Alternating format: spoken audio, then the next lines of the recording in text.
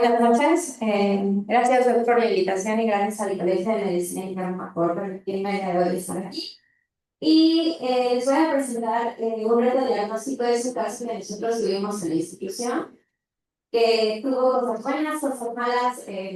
La verdad es que sí nos costó un poquito de trabajo llegar al diagnóstico, pero afortunadamente el paciente todavía está con nosotros. El paciente sigue activo. Obviamente con algunas secuelas y en su momento no pudimos ver, porque desde un principio pues, el paciente no tuvo el mejor abordaje. Entonces creo que en parte la finalidad de estos proyectos por parte del colegio es que nosotros aprendamos también como residentes a cómo debemos abordar a los pacientes.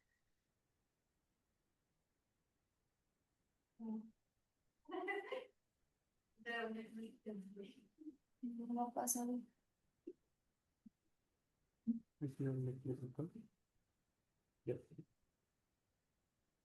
Bueno, como información general, el paciente se trata de una masculina de 56 años. Dentro de sus antecedentes de importancia, originario de Puebla, ocupación de diferentes sistemas, casado de religión católica, consumación negada, violencia negada y únicamente como importante al equipo de penicilina. Otros antecedentes tuvo vacunación para COVID con el esquema completo, refiere que puso 3 dosis de la fase farmacéutica y vacunación para el cáncer 2024. Dentro de los antecedentes personales patológicos, negó toxicomanías, alcoholismo, tabaco, traumáticos negados, quirúrgicos negados y crónico de nervios negados. El único antecedente de importancia que tuvimos fue que el paciente refiere que el 29 de febrero de 2025 tuvo una prueba positiva para SARS-CoV-2. Además de haber presentado esta prueba, tuvo síntomas como tos, diarrea, disfagia, un poco de disfagia, y refiere que acudió a la institución, a la clínica familiar, donde le otorgaron tratamiento con dexametasona, lexonatrato, loratadina y ibuprofeno. Esto únicamente fue por 5 días. La dexametasona fue una dosis única y a alguien se le ocurrió tomar esta radiografía. Entonces, con esta radiografía lo dieron de alta con su receta médica y lo mandaron a casa. Sin embargo, si nosotros somos un poco más críticos y analíticos, podemos ver que esa radiografía no es una radiografía de tórax normal. En esa radiografía ya hay unos signos directos de ensanchamiento del tronco de la arteria pulmonar, una zona de consolidación ya evidente, obviamente ya se ve ocupación del arco cardiofrénico y también una cardiomegalia grado 2, con además una obliteración de la ventana pulmonar, que sería la que encontraríamos aquí. Aparentemente, el paciente refiere que después de este tratamiento hubo mejoría parcial, por lo cual se reincorporó a sus actividades laborales. Posteriormente, el día 21 de abril de 2025, acude a nuestro servicio de urgencias, refiriendo que hace 15 días tuvo dolor intenso en el tórax derecho, además de que se agudizó astenia, adinamia, mialgias, artralgias, dorsalgia y comenzó con disnea de pequeños esfuerzos. Haciendo recopilación ya en el servicio de medicina interna, ya que la anterior información que nos dio el servicio de urgencias, podemos considerar que esta sintomatología fue desde hace aproximadamente 4 meses, o sea que a pesar de haber recibido el tratamiento inicial, el paciente no mejoró en su totalidad y la disnea se empezó a agregar de manera más prominente. Lo que hizo que el paciente acudiera a nuestro servicio de urgencias, que fue el dato que a ella le pareció que no estaba normal, fue el tema de miembros pélvicos y que la disnea de pequeños esfuerzos cada vez era más aguda y que se imposibilitaba la deambulación. Cuando nosotros revisamos a nuestro paciente, pues encontramos un paciente con signos vitales dentro de los normales, sin embargo la saturación de oxígeno llamó la atención, por lo cual se le colocó en ese momento puntas nasales, con lo cual recuperó hasta el 95%. El neurológico del paciente alerta, consciente orientado en tiempo, espacio y persona. Y lo que más llamó la atención fue que teníamos disminución de los movimientos de flexión y ampliación con murmullo vesicular aullido en la base derecha, extractores supraépicos generalizados y no hay sibilancias. Respecto al precordio, encontramos incurgitación yugular grado 2, un precardiolítico, sin embargo, con tendencia a la taquicardia. Abdomen asinológico totalmente, datos de irritación peritoneal, y como bien nos mencionaba el paciente desde hace ya algunos días, presentaba edema en extremidades pélvicas, con dos cruces y los pulsos palpables. Ya una vez con estos datos conocidos del paciente, ¿ustedes qué estudios de gabinete solicitarían? Les voy a poner un código para que nos digan con su teléfono cuál sería la opción que ustedes elegirían.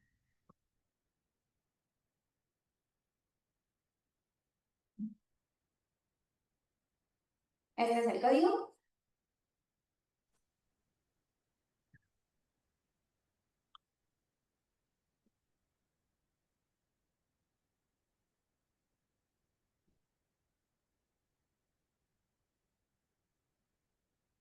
Ok, perfecto.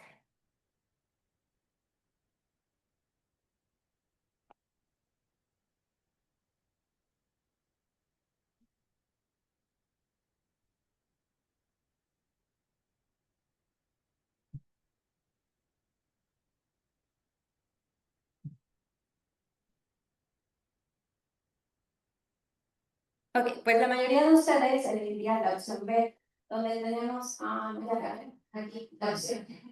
Cambios de opinión. Muy bien. Bueno, obviamente la diferencia entre estos y estos es pues que aquí solicitaríamos un dinero de. Entonces, este es un dato que desafortunadamente de primera instancia nuestro instituto no se hizo.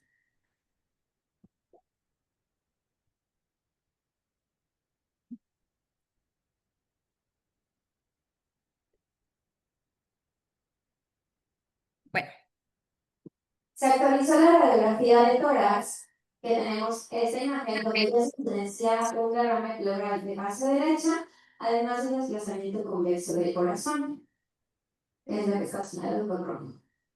Y vimos algunos otros estudios de laboratorio donde se repitió la prueba de COVID y se tomó la gasometría, donde pues aparentemente teníamos una gasometría normal. Obviamente hay que recordar que ya nuestro paciente estaba con aporte de oxígeno.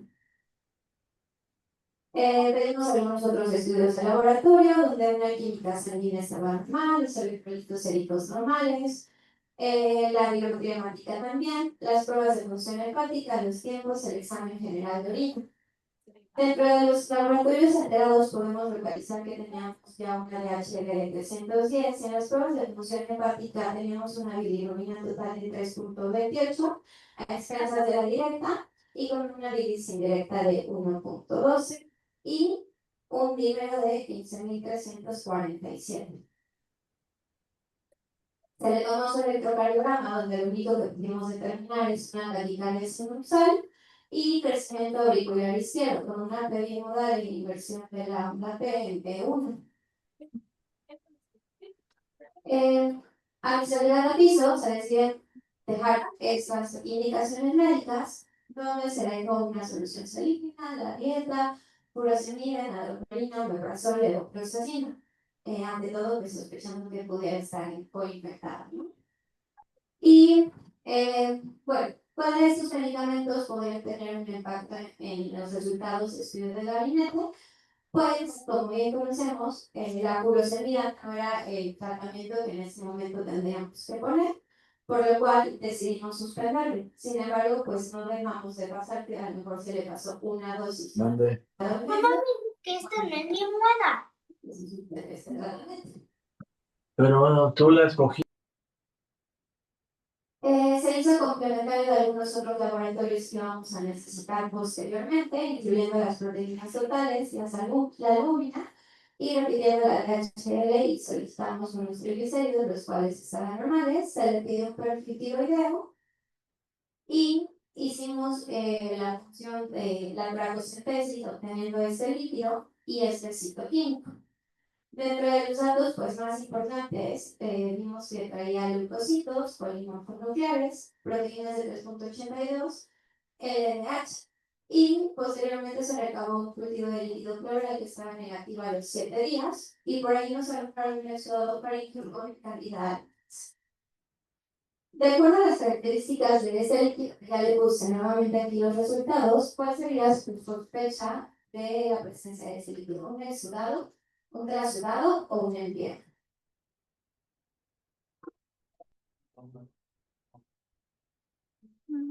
Ay, Dios.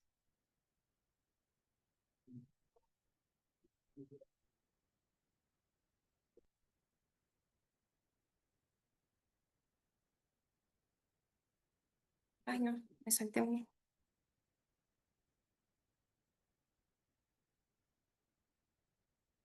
No me dejó la pregunta.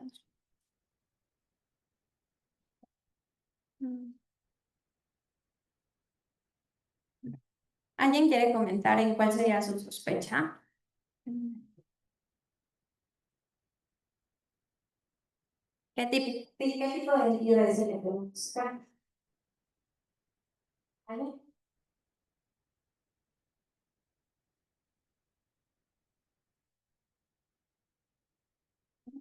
Bueno, de acuerdo a las características del líquido, nosotros sacamos, hicimos el abordaje del mismo con los criterios de la, lo cual nos permite diferenciar entre un trasudado y un exudado.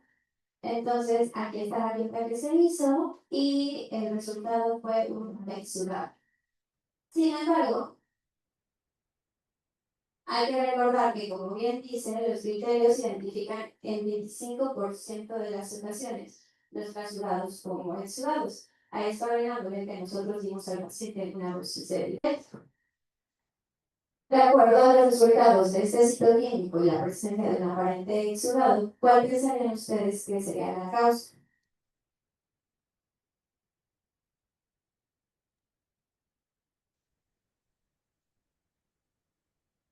Cuida.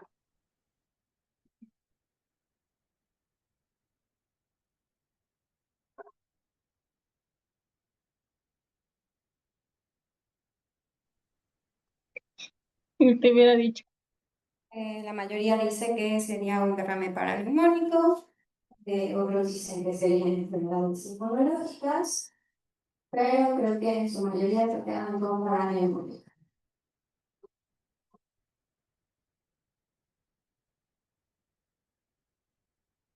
bueno, por ahí alguien tuvo la tirada de pensar que hubiese sido tuberculosis, le pidió un par, en el cual las tres muestras que se dieron arrojaron un resultado negativo. Posteriormente, no nos podemos quedar atrás y solicitar un estudio de imagen más específico, y fue una tomografía del tórax simple. Entonces se las voy a poner. Donde lo único que en el reporte de imagen nos pusieron es que era evidente el derrame pleural derecho de aproximadamente el 50%, se evidenciaba una zona de consolidación y pues básicamente eso fue lo que nos refirieron. No nos dieron más datos, no nos dieron más sospecha, entonces el paciente continuó su tratamiento como si fuera un derrame paraneumónico. Aquí está el otro corte, si lo quieren observar. Obviamente aquí llamaría la atención también que el corazón ya se ve de tamaño aumentado y el derrame, ¿no? Que en su momento pensábamos que incluso pudiera estar septado. De acuerdo a estos resultados de la tomografía, ¿ustedes qué hubieran hecho?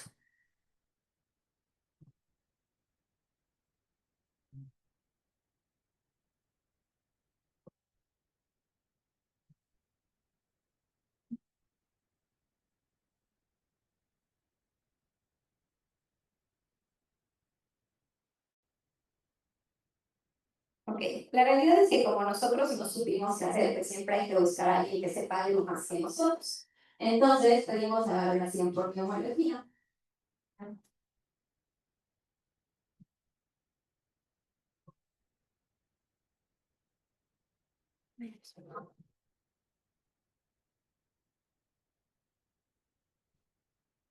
Y bueno, esta es la valoración por neumología, donde nos dice la información que ya tenemos del paciente.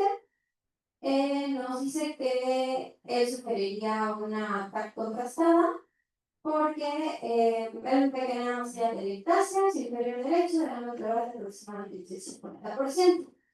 Posteriormente dice que el paciente tiene un diagnóstico de biliotórax, lo cual pues todos dijimos, wow, ese diagnóstico nunca lo habíamos escuchado, vaya, digo un poquito más.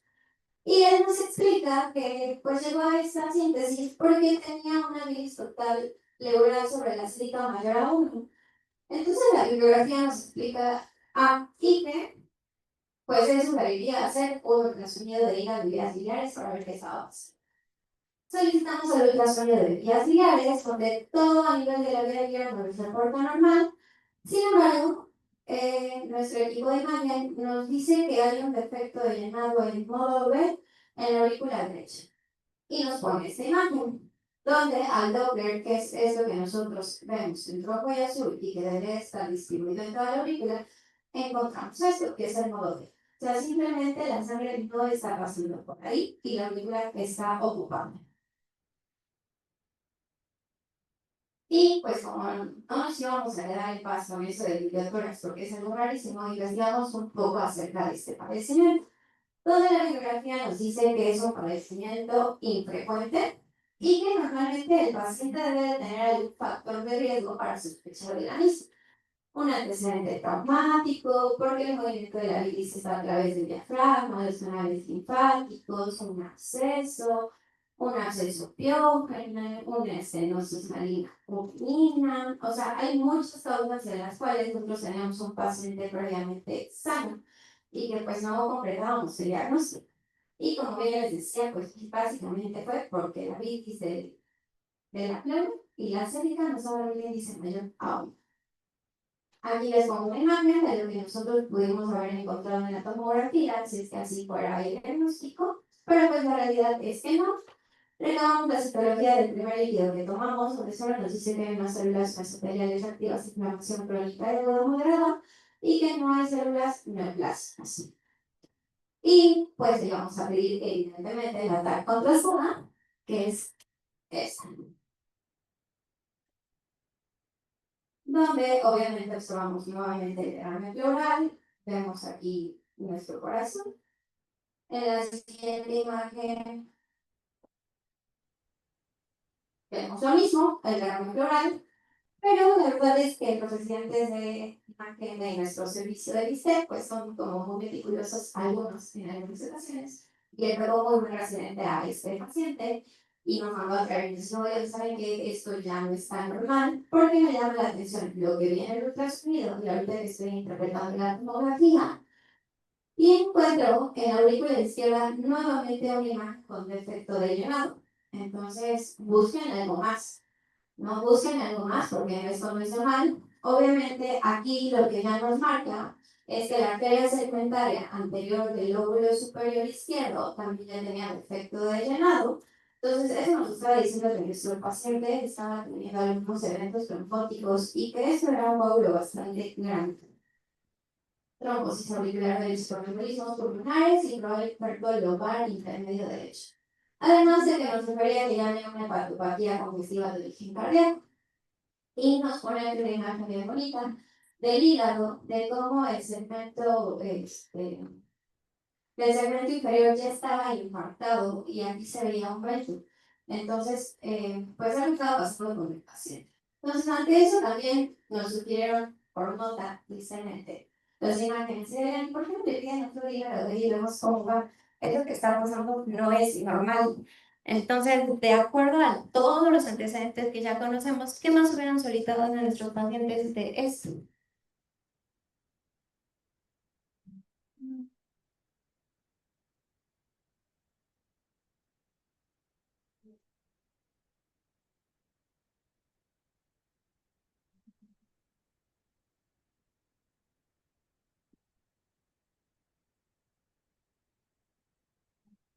¿Ok? En su mayoría dice que ecocardiograma, 2 personas dicen que el dímero D, y pues nadie consideró un ultrasonido de miembros pélvicos. Entonces, no nos íbamos a quedar atrás y realizamos nuevamente todo. Y les voy a ir explicando lo que encontramos.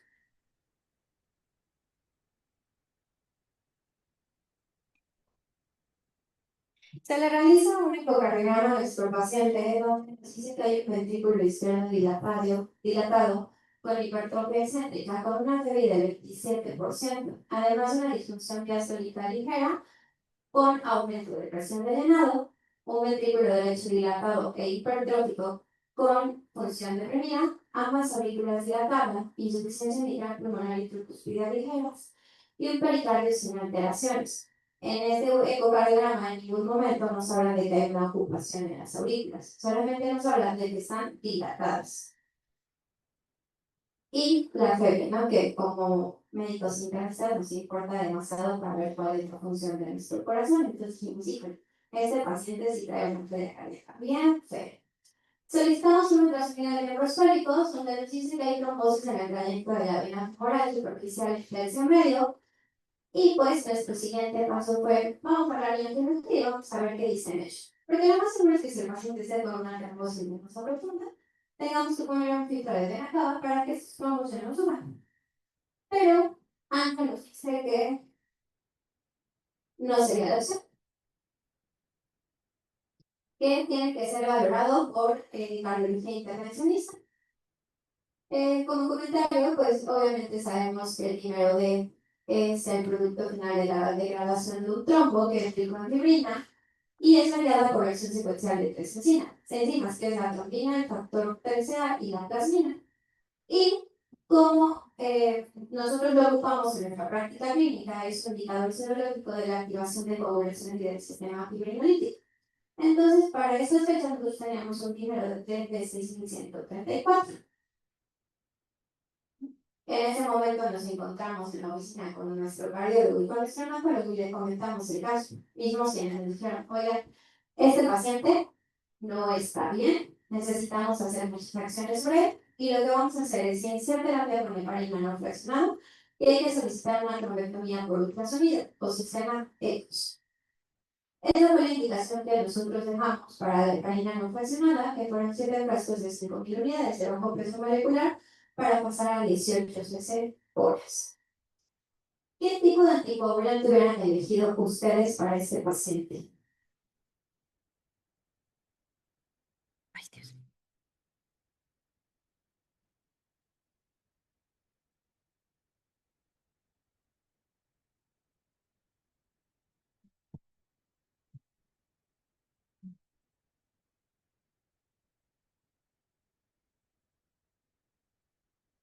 Sin miedo, contesten.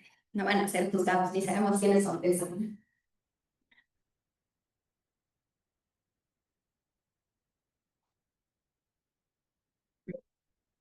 Ok, pues dentro de nuestra respuesta no la heparina de bajo peso molecular.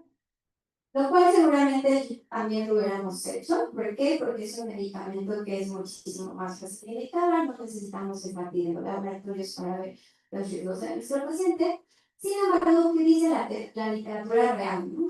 En un paciente con antecedentes de infección por SARS-CoV-2 o por COVID, es muy importante determinar que, bueno, de acuerdo a las asociaciones de hematología y de trombosis, el estado de nuestro paciente, donde no está hospitalizado después del alta, el enfermo crítico y el enfermo crítico. Y nuestro paciente pues era en ese momento un enfermo crítico. Entonces dice que la dosis que nosotros tenemos que dar a nuestro paciente tiene que ser una dosis terapéutica. Y que la anticoagulación que se recomienda es heparina de bajo peso molecular, pero aquí no nos hace con convención de la no fraccionada.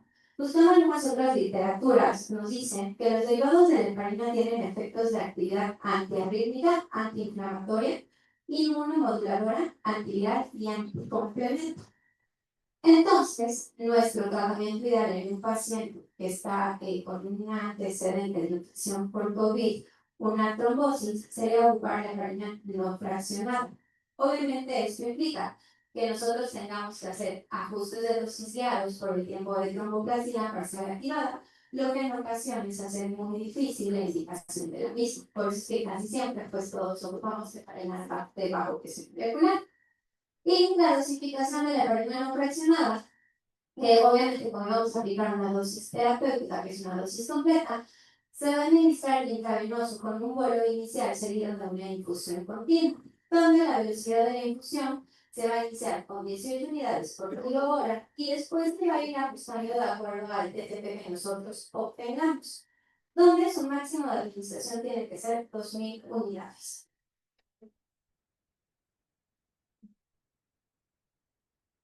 Bueno, también dentro de la información de la literatura que nosotros tenemos, nos dice que algunos anticoagulantes tienen algunas interacciones con agentes antivirales, por lo cual no sería indicado en este momento haber indicado rivaroxaban o algún antifactor 10. La heparina no fraccionada, la ventaja que tiene es que es más asequible e incluso se puede utilizar de una manera más fácil en personas con disfunción renal, obesidad y otras afectaciones críticas. La heparina de bajo peso molecular tiene menos actividad antiviral directa debido a la duración en la vida competitiva, a diferencia de la no fraccionada. Y pues los orales evidentemente en este momento no estaban indicados, sí posteriormente para el tratamiento de nuestro paciente. Y bueno, el paciente se fue a su terapia ECOS y el reporte de hemodinamia nos dice que hay un trombo importante en rama pulmonar inferior derecha con limitación del flujo y defecto de llenado. Se hace la aspiración manual de ese mismo por medio del catéter y se coloca en la terapia ECOS. ¿Dónde se fija el introductor? La terapia ECOS es el catéter que entra por acá y a través del ultrasonido lo que se va haciendo es romper el trombo con las ondas sonoras. Posteriormente se realiza una angiografía pulmonar después de las 24 horas de que el paciente supo sometido a la terapia de ECOS y hubo una resolución del trombo del 50% del tamaño original. Bueno, teníamos muchas cosas con este paciente que tratar y la que más nos preocupó en ese momento fue la cardiología. Entonces el servicio de cardiología instauró su tratamiento y nada más para recordarles todo lo que nuestro paciente pasó. Tuvo infección por COVID, tuvo presencia por derrame pleural, obviamente abordamos el derrame pleural, la trombosis de la aurícula derecha también se abordó y la insuficiencia cardíaca, ¿no? Donde la carga estaba detenida totalmente. Estas fueron las explicaciones que cardiología nos dejó, que fueron los pilares para el tratamiento de la enfermedad cardíaca y se agregaron algunos antiagregantes como el clopidogrel y el ácido acetil y en este momento habían dejado de dilatar. Ya con la valoración de hematología lo cambiamos por rivaroxaban. Aquí les puse el comportamiento del número D que nosotros tenemos con el paciente.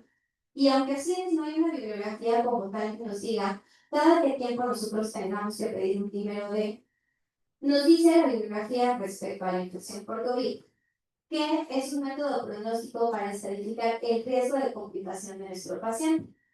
Que nosotros siempre que tengamos un paciente con infección por SARS-CoV-2 deberíamos estar obligados a pedir un número D y que se aumente significativamente 3 a 4 veces por encima del límite superior y también adaptado a la edad, tendría que ser un paciente que nosotros tendríamos que hospitalizar y darle tratamiento. A pesar de que a lo mejor no tuviera un requerimiento alto de oxígeno, es un paciente que nosotros sí tenemos que abordar y vigilar.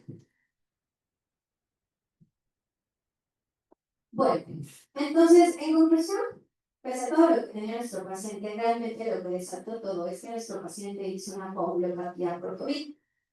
Hay algunos estudios que se hicieron en Alemania donde se observaron que el 23.1% de los pacientes tenían embolia pulmonar y el 7.7% trombosis venosa profunda no diagnosticada. Y otro estudio dijo que el 58% trombosis venosa profunda y que la causa directa de muerte había sido la embolia pulmonar. Entonces, un paciente con COVID tiene riesgo posterior a la infección o la prueba positiva de hasta 70 días para tener una trombosis venosa profunda y de 110 días para tener algún problema pulmonar. Cosas que normalmente no tenemos en consideración con nuestros pacientes, ¿no? Nuestro paciente le da COVID, se siente bien, no necesita oxígeno, que se vaya a casa y nadie ve si realmente nuestro paciente podría estar generando una coagulopatía por COVID. ¿Por qué se da esa coagulopatía por COVID? Obviamente, este virus genera una tormenta de citocinas, que como bien sabemos, el predominio es la interleucina 6, que es algo que puede causar más coágulos irregulares. La interleucina 1 beta tiene una regulación negativa de la trombomodulina y reduce la activación de la proteína C. Y la interacción viral que tiene con la enzima convertidora de angiotensina, donde también hay que recordar que hace un mimetismo y el COVID actúa como si fuera esta enzima, entonces estimula a todo nuestro sistema vascular. Aquí es como una imagen donde la entrada es a nivel de pulmón, en el neumocito tipo 2, el paciente activa toda esta cascada de inflamación, y cómo es que los factores se van alterando y van generando trombos. Entonces, todos nuestros pacientes con COVID tienen el riesgo de generar esta coagulopatía. En este caso, nuestro paciente era previamente sano, no tenía ninguna comorbilidad. Pero si nos vamos y remontamos al primer sintomático de COVID, nos cumpliría el tiempo. Entonces, pues esa fue la conclusión con nuestro paciente. Obviamente no buscamos alguna otra enfermedad hematológica, ya que pues el paciente de acuerdo a la edad no cumplía para sospechar otra cosa, pero sí nos llamó mucho la atención el abordaje que nosotros como intervención vamos a tener con nuestros pacientes con antecedente de infección de COVID. Y hay que recordar que la infección por SARS-CoV-2 no solamente nos da un impacto pulmonar, sino que también nos puede dar un impacto a nivel de miocardio. Incluso se han visto asociaciones de algunos pacientes con infarto agudo de miocardio por la afectación vascular que existe. Y bueno, entonces, como recordatorio más bien a los pacientes con infección por COVID, deberíamos de pedir el primero D y revalorarlos en algunas semanas más para ver si hay algún efecto a nivel de coagulopatía por esta infección. Y pues eso sería todo. Muchas gracias.